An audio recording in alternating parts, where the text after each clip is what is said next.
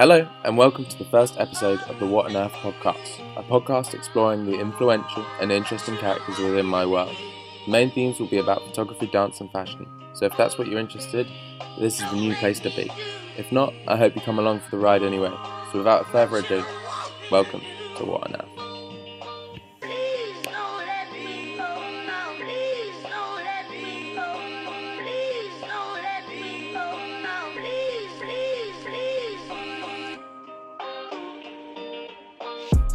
So, as today is an episode of firsts, I'd have thought it'd only be right to interview the first photographer to really open my eyes to the art of image making.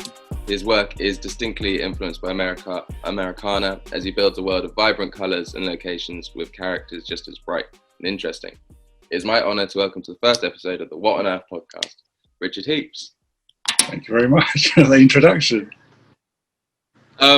So let's just jump straight into it. I know this might sound a little bit cliche, but in your own words, who is Richard Heeps as an artist, photographer, person, etc.?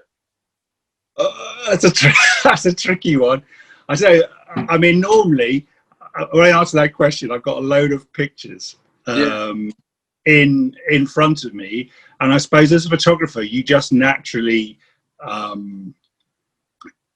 do what you do. But I mean, I got influence to take photographs after seeing my father taking pictures out in the fenland landscape here, and I must have been very, very young, sort of might have started between sort of like 3 to 7. So the fact that we would drive around like we're on a kind of on a road journey. I'd see my father get out of the car and take pictures. He was looking for things that sort of stood out and were a bit of unusual in an architectural way, houses and bridges. So that is a reoccurring theme, the idea of travel. So sometimes when I've got several ways of working. I think sometimes as a photographer, I do a road trip and I literally photograph what comes along on the way. And then there's other ways of working where I find a place and I'll either stay there or I keep on going back again and again. I think sometimes when I'm doing, so I suppose I do photography which is about a place. It's like I talk about the fenland, so we have photography about the fenland, or it could be about a particular town. So again, it's about immersing myself, and it's like if I'm going to photograph a town, a place, I would go there 3 times probably. The first time I'm doing a recce. I'm partly these days sketching with my iPhone the first time, shooting the obvious on film. So I should say, yeah, I'm predominantly I'm a film photographer, and I've been doing that for 30 years, really. Wow. But yeah, if I photograph somewhere, I will sketch, I will take some pictures on film, see how the whole thing's responding on film, see what's working. And it gives you maybe a bit of time. It could be like 2 weeks you go back later, or it could be like 6 months you go back and take it. So then on the second shoot, you much more know what you're doing. And then on the third time, you're sort of like, you're finishing off and you're mopping up in a way. Yeah. It's just, I'm really like simplifying it when I say it works that way. I think I became a photographer. I did always like looking at images, and I used to paint and I used to draw, and I used to always I quite like drawing from and painting from photographs. It allowed you to paint places you couldn't actually go to. So if you saw a picture of New York, you could paint New York, but you couldn't necessarily photograph it. And I think that's another thing that's come across in my work. I mean, I have gone to New York now, but I like, and you got my book behind you. In that book, the first sort of like section of it, I hadn't gone to America. it looks like America, but you're not in Yeah. America. So again, it's like looking at places you haven't been to, but there's something about the landscape around here and the counties that surround Cambridgeshire where there's a lot of American influence. So I was really into drag racing. The American bases used to be open up at certain days of the year. It's all closed up obviously these days, up to 9/11 and everything. It's a big security risk. But like America was on your doorstep. So there's also like this the large American cemetery from the World War II on our doorstep. So there's this whole idea of being inspired by America, but not necessarily going to America. And coming back to that New York, I always come back to the New York imagery, but I think when I was like 12, the album by Supertramp came out, Breakfast in America. And they present an image of America, and they too hadn't actually been to America. They didn't go to America until they actually had success. So the Breakfast in America, they've never been to America, but they portray this image of kind of hypes up America. So I think that's another big kind of influence on me. And also music is it's a reoccurring theme, especially within the sort of the rockabilly work I photograph. So it's a kind of like soundtrack to that. So I keep on coming back to actually when I was about 12, because I think the other thing that really influenced people of my generation was the film Grease. I mean, it's got all that 50s styling. It's got that element of drag racing in there. It's got a whole lot of stuff, and to be at that age 12 where you're absorbing all sorts of culture and things, that was a very big influence. So all of these things kind of feed this. I keep on coming again. Like age 12, so it's like people used to bring to school all this skateboarding. Skateboarding was like the new thing then. Yeah. It was like yo-yos the year before, and it was like skateboarding. And it was the first thing. And people these skateboard magazines, and all the images were like from Florida and California, and it's just that certain kind of light that you might not have I think Britain was a lot grayer country in those days. We've got a lot of bright light now, but it used to be like a grayer place, and it was just like wow, it was like like the light. So I think when I have photographed in this country, I like playing with the light. And again, if you choose your day right, you could be in California. You could be in Florida. So yeah, I like playing those kind of visual games where you're not quite too sure where you are. You're not quite too sure what era you're quite in. It's all sort of like mixed up, which creates all kinds of sorts of questions, I think, in the viewers' imagination. But you say like the question was like, what kind of, who am I? I mean, the other thing is like I've always had this drive to, if you make something, I want to show it to people. I want to get some kind of reaction, whether it's good or bad. So even when I was a kid, I was exhibiting work and things like that. I just like, so all the time when I'm making work, I make it for myself, but I am also thinking of an audience. So I was pretty much, when I started off as a photographer, I was making sets of pictures that could hold together as a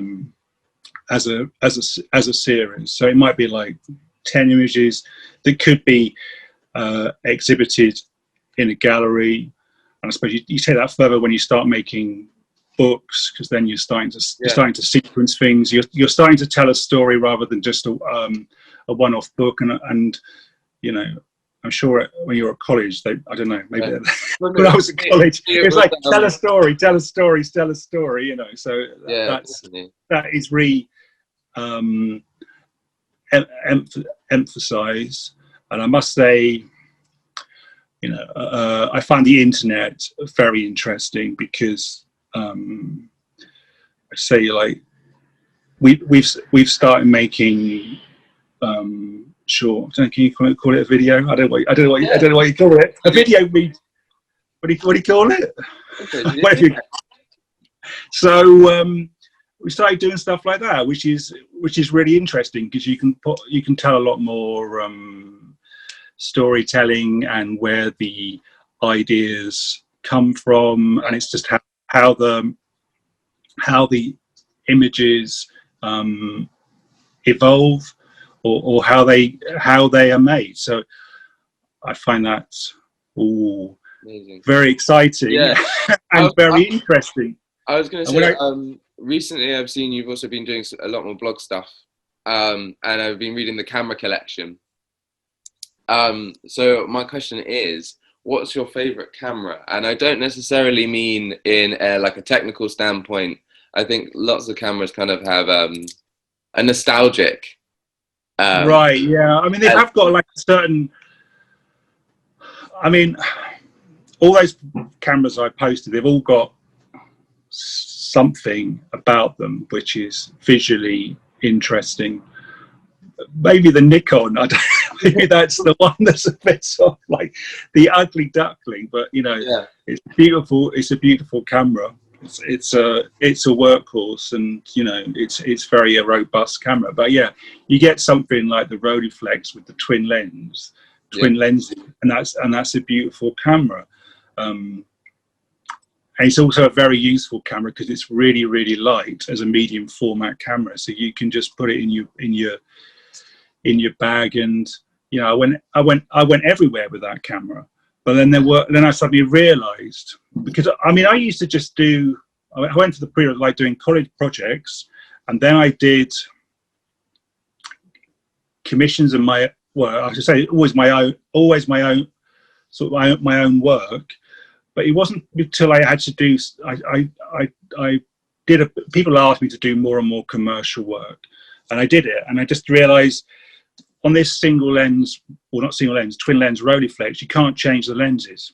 So that opened up a whole, you know, different length, something that never seemed to happen while we were at college. Didn't seem to sort of matter that you just had like one standard lens. It didn't sort of become a problem. And then when I started photographing the drag racing, you know, there's cars going to 0 to 100 in like 100 miles an hour in 1 second. You know, that's something else. You know, you don't get much experience at when you're at college, or so that forced me to use different equipment. So yeah, the Rolleiflex I think is the most attractive camera. The most versatile camera is the Mamiya RB 6.7, which I've mainly been using for the last 15 years, and there you can easily change the lenses. It's also like, I mean, they don't make modern films anymore. Film's not evolving, but it was really when they stopped developing, which I was developing, but you know, changing grain sizes and things like that. Now it just seems to be whatever, you know, that's as far as it's going to go. It was very, very good just before, you know, digital came in and robbed the market. But you know, now it's really kind of like interesting because young people have got this interest in film cameras. So I don't know. I used to be able to buy. I've got some water now. I used to be able to buy cameras so cheap. My favourite cameras Yeah. why I've got so many cameras, because they were like so cheap on one minute on eBay. Yeah. Now everyone wants to use a film camera. Not everyone, but Yeah. so it's interesting how these things have come around. And Definitely. I've always been a bit of a I'm familiar with the cameras and the equipment. I'm always trying to get the best out of a film camera. Yeah. And I think now I embrace it at times, but like modern technology does kind of slightly scare me. And I think that to make a good print digitally, you've got to buy quite expensive. Well, not necessarily got an iPhone, but Yeah. got expensive kit. And then all the stuff that goes with it. And you know, I can't make a C-type myself because that's what I'm always aiming at. Is a C-type print. That's in my head the ideal medium I like to work with. So there's all that cost, and again, I was very lucky. I bought a load of darkroom equipment up when the market completely fell apart. They were giving it away. So yeah, I'm quite lucky, fortunate. But you can see behind me is the problem of, you know, shooting film and making prints. You end up with a lot of, especially after 30 years, you end up with a lot of boxes of stuff, really. Yeah. Well, I was going to say, I feel, because I came and visited you maybe 2 years ago now and had a little interview, and it was great. And I felt like I'd completely fallen into the world of Richard Heeps. Oh, right. You know, and I feel like entering someone's kind of creative space really highlights how their work is developed and built. Do you think your space affects your process? Does it leak into your work at all? Does it? I think if you asked me this question, well, you asked that question 2 years ago, I'd say no. Yeah. But now, because of this internet thing, I don't know. I think I am much more conscious. I'm much more conscious of it. I'm not saying it didn't have some effect, my space, how I worked, but now I'm much more conscious of it. And I suppose because like people like you have come round, and people have seen all the Kodak boxes. It's like, oh, this is a little bit different. So now we've actually got a theme of yellow around the house. We've got a yellow front door now. We've got a yellow wall in the kitchen. So yeah, I think the studio has got some effect. It's, you know, how you think about things. Maybe not visually, but I'm now thinking about what art will I put on the wall that matches the yellow boxes. Wow. Yeah. I just, yeah. Eleanor has just pointed out to me that on Instagram this week, I put up some work about my friend, Mr. Rutter. And interestingly, his house backed onto his shop, his tailor shop, backed onto my garden. Now, he actually turned the house into a tailor shop. He put stained glass windows into the house stroke shop. He had all these boxes of college. He sold stuff to the colleges. So he'll have a certain, I don't know, Corpus Christi scarf or something. He had a whole lot of like university stuff to wear, formal kind of wear. So he had all these boxes. So somehow I think my studio stroke my house is actually becoming more like Mr. Rutter's place. I mean, he was 98. He was England's oldest working person. Yeah. Amazing. So I feel I'm getting more and more like Mr. Rutter every day. Even introducing a bit of stained glass actually as well to the studio. So I think he's had an influence. Yeah, I think that's great.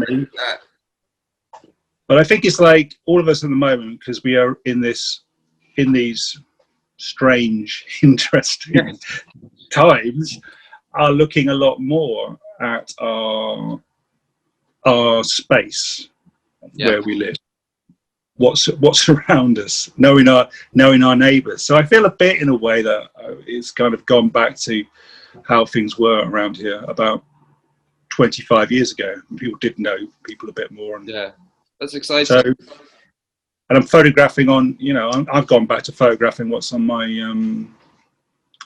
doorstep, Yeah. I'm sure somewhere along the line. I mean, I have photographed the yellow boxes sometime, but I mean, they're a piece of art. I've got this yellow sculpture behind me, so that will happen. Yeah. I feel like it's especially at the moment, it's only right to kind of have whenever I chat to someone, it always falls onto the current situation of COVID and whatnot. It is hard to see. It is hard to see beyond it. But I mean, I think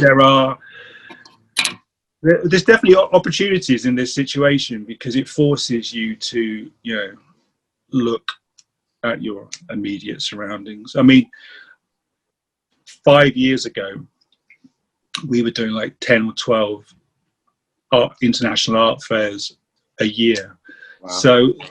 So this space was, we'd work really hard putting a show together. It would go out on the water.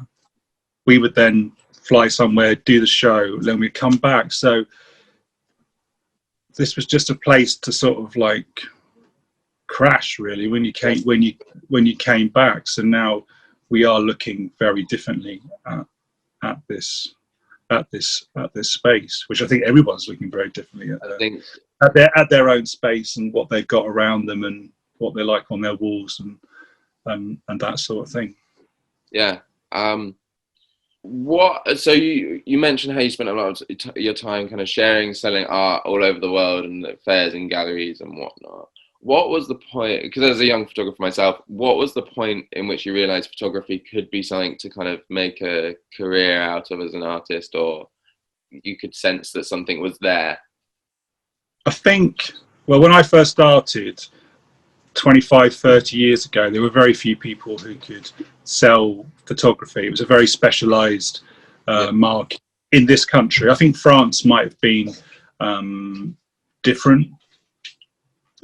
So I had a couple of shows. I had a show at the Photographers Gallery, and they might like sold like 5 pieces, but that's a big show. You're still only selling like 5 pieces.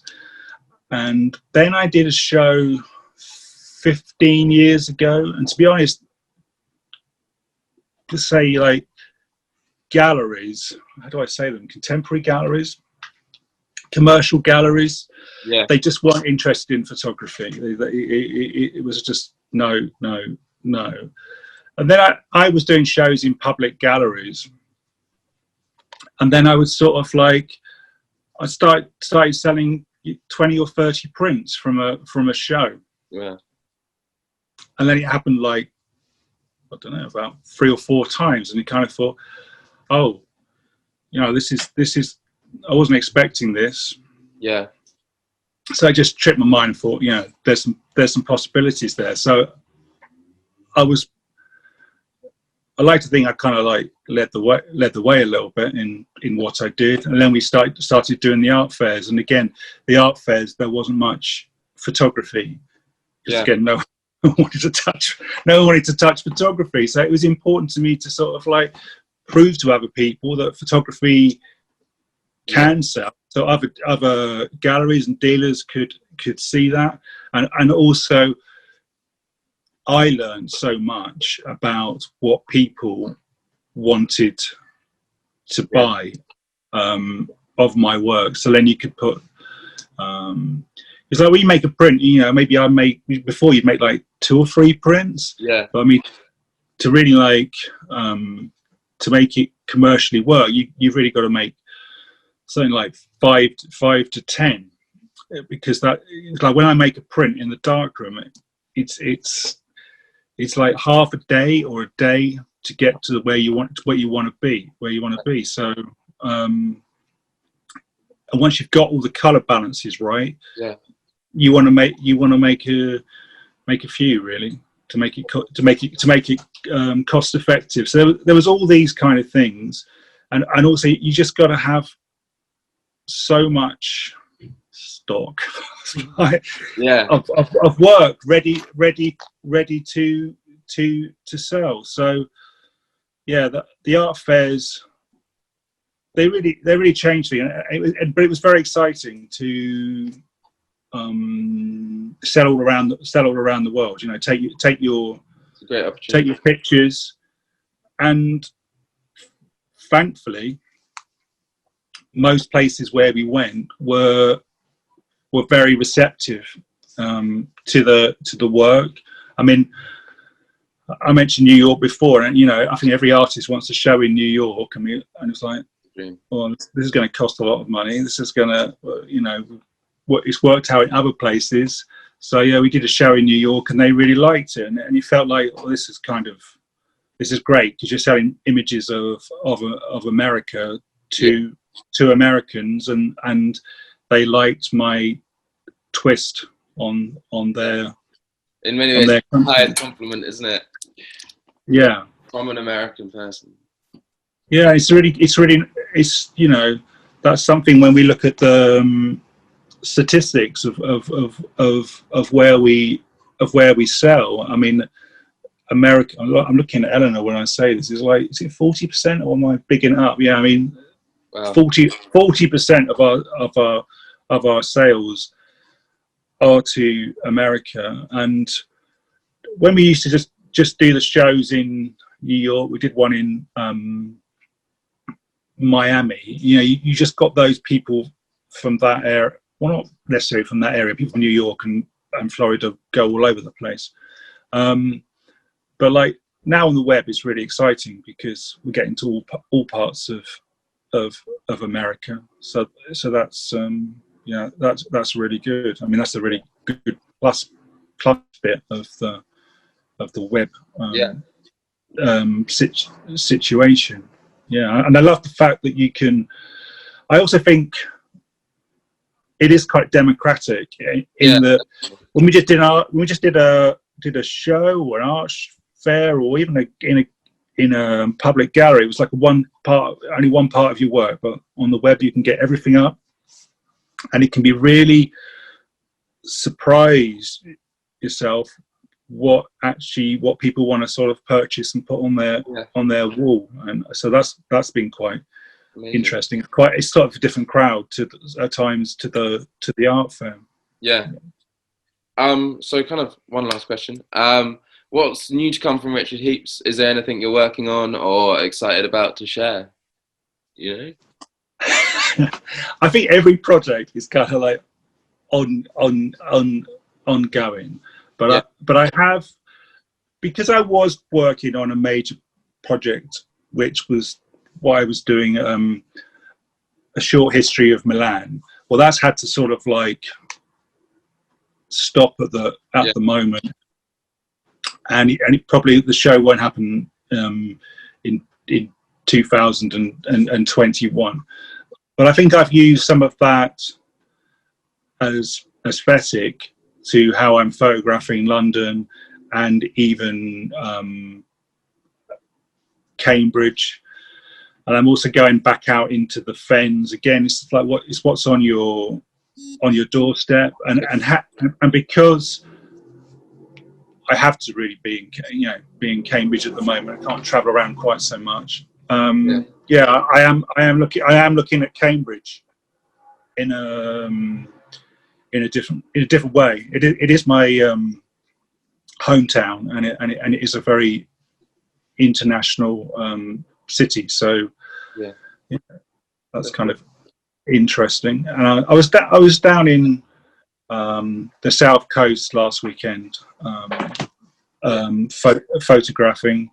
I thought it was amazing. Again, amazing light. It looked very I was in the Mediterranean, and it was so busy. You know, it could have been the south of France, and definitely. Height of summer, really. Yeah, it's been, because I'm down in Cornwall. It's been crazy. Yeah, you are in York. So I've been in the thick of it. But you know, it's quieting down now, which is nice. But we still got the sunlight. So are you technically from of the British Riviera? Was that like Torquay area? I think it's locally known as California. Oh right. Excellent. Yeah. Cool. I think it has got its own little, Entirely. its own world down there. Yeah, Yeah, definitely. different land. Yeah. For sure. Well, I'd like to say thank you so much for coming on and chatting, and for being such an inspiration for me. Anything else you'd like to say? Where can the people find you online? Anything like that? Well, you can either find me on my Instagram, or you can look up my website. We've also got our gallery website, which is Bleachbox. I'm looking at Eleanor again. Is there anywhere I've not? Oh, yeah. Do look at the YouTube, because we have put a lot of effort into the YouTube. It's only a starting point, but yeah, that's. I'll put all the links at anything down wherever I need for the podcast, and make sure that everyone can easily click on. So thanks again, and see you soon on the Watton Earth podcast.